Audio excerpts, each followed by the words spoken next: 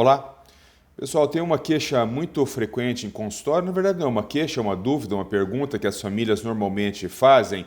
Quem tem filho com autismo, filhos pequenos, ou já passou, ou em algum momento provavelmente vai passar por essa percepção, que é, por que meu filho fala palavras em inglês? Então nós estamos falando de uma família que só fala com a criança em português, a família está crescendo aqui no Brasil e a criança começa, no meio do seu discurso, a soltar palavras em inglês. Isso é um comportamento muito curioso, porque percebam que com as crianças típicas isso não acontece, né?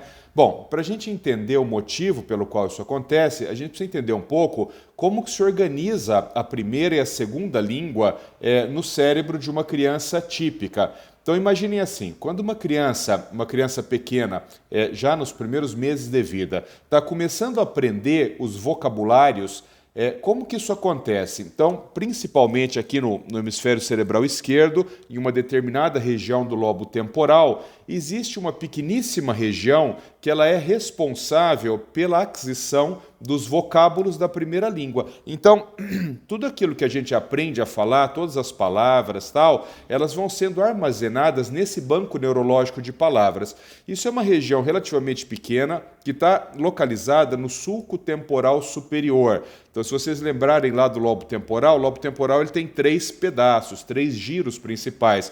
O giro temporal superior, o giro temporal médio e o giro temporal inferior. Acima do giro temporal superior existe o sulco temporal. Então, o sulco temporal ele divide o lobo temporal do lobo parietal. Na porção posterior do sulco temporal superior existe uma região que é a região na qual a gente aprende a primeira língua. Então, nós todos aqui, quando a gente foi aprender a falar português, foi esse pedacinho do nosso cérebro que fez a gente aprender a falar português.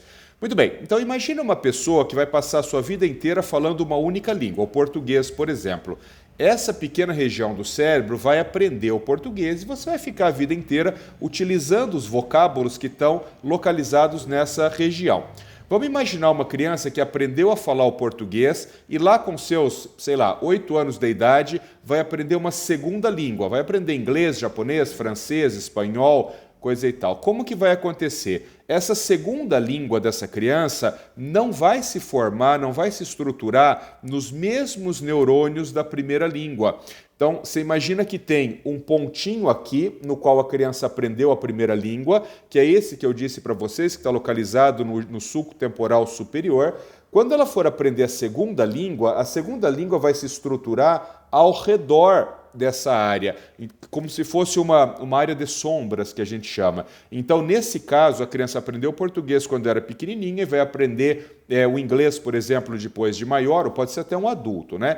Então, você vai ter um ponto ali no meio em que você aprendeu o português e ao redor daquilo lá, você vai ter uma área onde você vai aprender a segunda língua. E se você for aprender uma terceira língua, é um pouco mais distante, uma quarta língua é um pouco mais distante, coisa e tal. Vejam que há uma outra possibilidade. Da criança que é muito pequena, pequena mesmo, estou falando de um bebê, ela ser exposta ao bilinguismo, né? Exposta da forma correta ao bilinguismo. Nesse caso, então você imagina que uma criança, ela nasce aqui no Brasil, mas o pai é brasileiro e a mãe é norte-americana. E o pai vai falar com essa criança só em português e a mãe vai falar com essa criança só em inglês. Então, o que vai acontecer? No mesmo período de tempo e espaço, essa criança vai ser exposta a duas línguas, o português e o inglês, de forma contínua. Neste caso, aquele pedacinho do sulco temporal superior, então a porção posterior do sulco temporal superior, ela vai estruturar essas duas línguas, o inglês e o português, como se as duas fossem línguas mães, como se as duas fossem a primeira língua. Então, aquele pedacinho lá da primeira língua vai estruturar os dois. Provavelmente, essa pessoa, dentro de condições normais de desenvolvimento, esse indivíduo, essa criança vai ser fluente em português e fluente em inglês. Muito bem. Agora, na criança com transtorno do espectro do autismo, gente, não acontece nem o primeiro caso, nem o segundo caso que eu estou explicando para vocês. Acontece um terceiro caso. Como que é esse terceiro caso? Então, a criança ela é autista e ela nasce no Brasil. O pai e a mãe falam em português, mas ela acaba assistindo desenhos em inglês ou ela ganha algum livrinho que tem palavras em inglês, coisa e tal. Então, o que acontece nesse caso? Provavelmente existe uma coisa que a gente chama de expansão da língua, né? Nós não entendemos o porquê isso acontece, mas muitas crianças com autismo, elas têm uma tendência a gostar de outras línguas além da sua língua mãe. Então o que acontece? Aquele pedacinho pequenininho lá na porção posterior do sulco temporal superior, que é a área da primeira língua, ela vai estruturar o português. Claro que a criança está vivendo aqui no Brasil, está recebendo todas as informações em português, coisa e tal. Mas como tem essa expansão daquela região, e essa criança acaba entrando em contato com outras palavras em língua estrangeira, aquela mesma região do sulco temporal superior, ela começa a ser impregnada por alguns vocábulos de língua estrangeira. Só que isso não é suficiente para se estruturar ali a língua de inglês, por exemplo, ou francês, coisa e tal. Então, o que acontece? Aqueles neurônios da área da primeira língua, da língua mãe, vão estruturando o português, mas ocasionalmente aqueles neurônios são impregnados por algumas palavras em inglês. Isso faz com que em determinados momentos, quando a criança está desenvolvendo seu pensamento linguístico, quando a criança está, por exemplo, se comunicando, o cérebro busque uma informação em uma língua errada. Então, ela está tentando falar maçã, mas sai apple. Por quê? Porque essa palavra ela está impregnada naquela região que é a primeira língua. Percebam, pessoal, que isso é um problema enorme. Por quê? Porque isso não é bilinguismo. A criança não está aprendendo a falar inglês, ela não está ficando fluente em inglês. Você está tendo um problema do desenvolvimento da linguagem.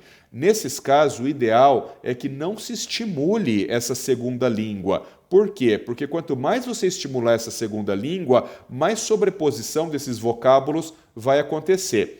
Eu não estou dizendo que crianças com autismo não podem ser expostas ao bilinguismo. Inclusive aqui no canal nós já temos um vídeo falando sobre isso. Então, crianças com autismo podem ser expostas ao bilinguismo e desde que isso seja feito da forma correta, elas vão desenvolver a segunda língua de forma natural, assim como desenvolveram a primeira, pelo menos na maior parte dos casos, né?